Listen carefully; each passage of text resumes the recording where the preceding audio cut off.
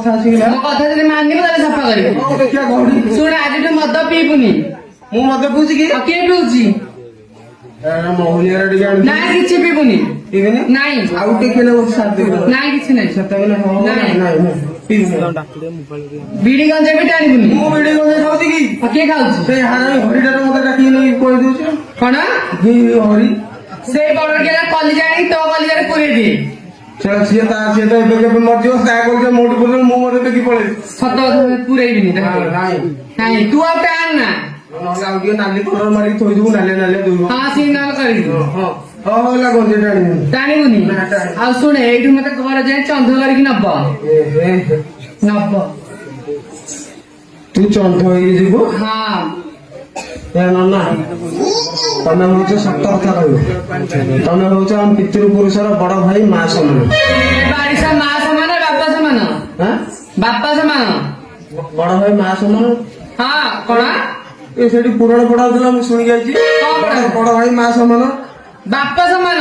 ତୁ ବାରିଶା ମଦ ଖାଇକି ସବୁ ଭୁଲି ଯାଉଛୁ। ହେଇଥିବ ତମେ ଚନ୍ଦ କରୁନଟି।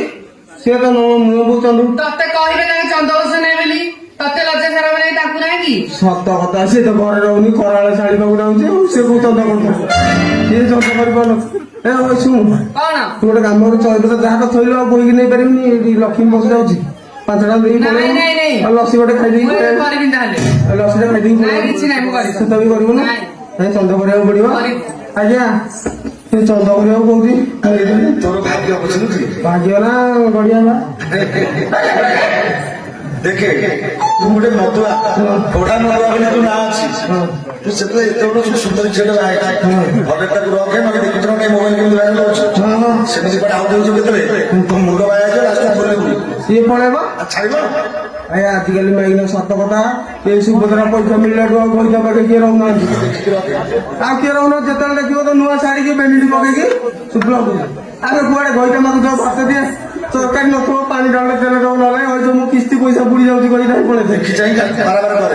ନାଇଁ କରିବି ଚନ୍ଦ କରିବି ହଇରାଣ ନାଇଁ ଚନ୍ଦ କରିବି। ସଫା କରୁଛି।